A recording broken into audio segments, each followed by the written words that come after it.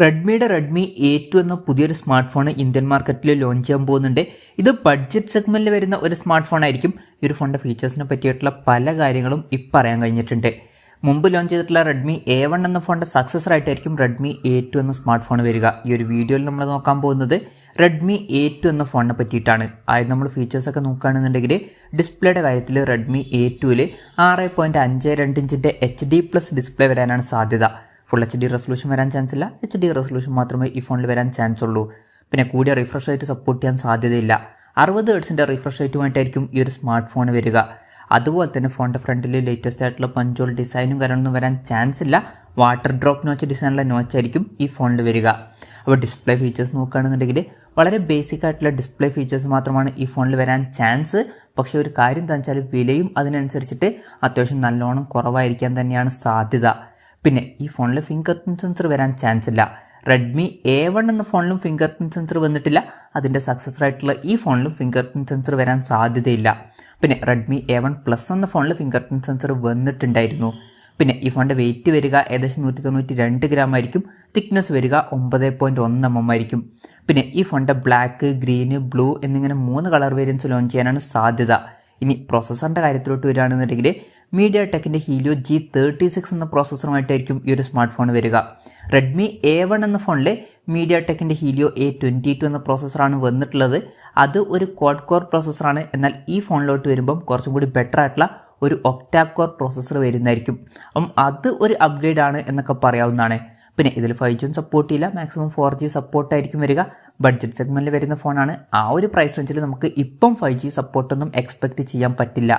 പിന്നെ ഈ ഫോണിൽ 2 GB റാമും അതുപോലെ തന്നെ 32 GB ഇൻറ്റേർണലും വന്നേക്കാം. വേറെ വെർഷൻസ് ലോഞ്ച് ചെയ്യോ എന്നുള്ള കാര്യങ്ങളൊന്നും ഇപ്പം പറയാൻ കഴിഞ്ഞിട്ടില്ല. പിന്നെ മെമ്മറി എക്സ്പാൻഡ് ചെയ്യണമെന്നുണ്ടെങ്കിൽ മെമ്മറി കാർഡ് സ്ലോട്ടൊക്കെ ഈ ഫോണിൽ വരാൻ സാധ്യതയുണ്ട്. 3.5 mm ഓഡിയോ ജാക്ക് ഈ ഫോണിൽ വരുന്നതായിരിക്കും. ഈ ഫോണിൽ സിംഗിൾ സ്പീക്കർ വരാനാണ് സാധ്യത. പിന്നെ ആൻഡ്രോയിഡ് 12 ബേസ് ആയിട്ടുള്ള ഗോ എഡിഷൻ സോഫ്റ്റ്വെയർ ആയിരിക്കും ഈ ഫോണിൽ വരിക. ഗോ എഡിഷൻ എന്ന് പറഞ്ഞാൽ പ്രോസസ്സർ അത്ര പവർഫുൾ അല്ല എന്നുണ്ടെങ്കിലോ അല്ലെങ്കിൽ റാമൊക്കെ കുറവാണെന്നുണ്ടെങ്കിൽ ഫോണിൽ ഹാങ്ങും കാര്യങ്ങളൊക്കെ വരാൻ ചാൻസ് ഉണ്ട്. അപ്പം അതൊക്കെ ഒഴിവാക്കാൻ വേണ്ടിയിട്ട് ആൻഡ്രോയിഡിൻ്റെ ഒരു ലൈറ്റ് വെർഷനാണ് ഫോണിൽ കൊടുക്കാറ്. അതാണ് ഗോ എഡിഷൻ. അങ്ങനെയുള്ളൊരു ഗോ എഡിഷനാണ് ഈ ഫോണിൽ വരാൻ സാധ്യത. പിന്നെ റെഡ്മി A1 എന്ന ഫോണിലും ഇതുപോലുള്ള ഒരു ഗോ എഡിഷൻ സോഫ്റ്റ്വെയർ തന്നെയാണ് വന്നിട്ടുള്ളത്. ഇനി ക്യാമറയുടെ കാര്യത്തിലോട്ട് വരികയാണെന്നുണ്ടെങ്കിൽ ഫോണിൻ്റെ പിന്നിൽ ഡ്യുവൽ ക്യാമറ സെറ്റപ്പ് വരാനാണ് സാധ്യത. 8 MP മെയിൻ ക്യാമറ സെൻസർ ആയിരിക്കും ഈ ഫോണിൽ വരിക. പിന്നെ രണ്ടാമത് ഒരു ഡെപ്ത് സെൻസറും വരുന്നതായിരിക്കും. പിന്നെ ഫ്രണ്ടിൽ 5 MP സെൽഫി ക്യാമറ വന്നേക്കാം. ഇനി ബാറ്ററിയുടെ കാര്യം പറയുകയാണെന്നുണ്ടെങ്കിൽ 5000 mAh ബാറ്ററി ആയിരിക്കും ഈ ഫോണിൽ വരിക. ഫാസ്റ്റ് ചാർജിങ് ഇതിൽ സപ്പോർട്ട് ചെയ്യാൻ സാധ്യതയില്ല. മിക്കവാറും 10 വാട്ടിൻ്റെ ചാർജിങ് സ്പീഡുമായിട്ടായിരിക്കും ഈ ഒരു സ്മാർട്ട് ഫോൺ വരിക. പിന്നെ ഇതിൽ Type-C ചാർജിങ് പോർട്ട് വരാൻ സാധ്യതയില്ല. മൈക്രോ USB ചാർജിങ് പോർട്ടായിരിക്കും ഈ ഫോണിൽ വരിക. ബാറ്ററി സെറ്റപ്പ് നോക്കുകയാണെങ്കിലും ബേസിക് ആയിട്ടുള്ള ഒരു ബാറ്ററി സെറ്റപ്പ് മാത്രമേ ഈ ഫോണിൽ വരാൻ സാധ്യതയുള്ളൂ. വിലയും അതിനനുസരിച്ചിട്ടൊക്കെ തന്നെ വരാൻ തന്നെയാണ് ചാൻസ്. ഇതൊക്കെയാണ് ഫീച്ചേഴ്സിനെ പറ്റി പറയാനുള്ള കാര്യങ്ങൾ.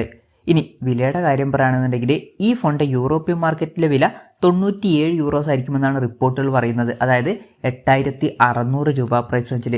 ഇനി ഇന്ത്യൻ മാർക്കറ്റിൽ ഈ ഫോണിൻ്റെ വില ഇത്രയും കൂടുതൽ വരുമോ എന്ന് വെച്ചാൽ അതിനുള്ള ചാൻസ് കുറവാണ്. ഇന്ത്യയിൽ ഈ ഫോണിൻ്റെ വില ഒരു 7000 രൂപയുടെയും 7500 രൂപയുടെയൊക്കെ ഇടയിലായിട്ട് വരാനാണ് സാധ്യത. റെഡ്മി A1 എന്ന ഫോണ് ഇപ്പം 6500 രൂപ പ്രൈസ് റേഞ്ചിൽ അവൈലബിൾ ആണ്. ലോഞ്ച് ഡേറ്റിൻ്റെ കാര്യം പറയുകയാണെങ്കിൽ അതിനെ പറ്റിയിട്ടുള്ള കൺഫർമേഷൻസ് ഒന്നും ഇപ്പം പുറത്ത് വന്നിട്ടില്ല. അതിനെ പറ്റിയിട്ടുള്ള ന്യൂസുകളൊക്കെ പുറത്ത് വരുമ്പം അതിനെ പറ്റിയിട്ടുള്ള വീഡിയോസൊക്കെ നമ്മൾ ചെയ്യുന്നതായിരിക്കും. അപ്പം അതുപോലുള്ള വീഡിയോസ് കാണാൻ താല്പര്യമുണ്ടെന്നുണ്ടെങ്കിൽ ഈ ചാനലും സബ്സ്ക്രൈബ് ചെയ്യാവുന്നതാണ്. എന്തായാലും റെഡ്മി A2 എന്ന പുതിയൊരു സ്മാർട്ട് ഫോൺ ഇന്ത്യൻ മാർക്കറ്റിൽ ലോഞ്ച് ചെയ്യാൻ പോകുന്നുണ്ട്. ഈ ഒരു ഫോണിൻ്റെ ഫീച്ചേഴ്സിനെ പറ്റിയിട്ടുള്ള നിങ്ങളുടെ അഭിപ്രായം ജസ്റ്റ് ഒന്ന് കമൻറ്റ് ചെയ്യുക.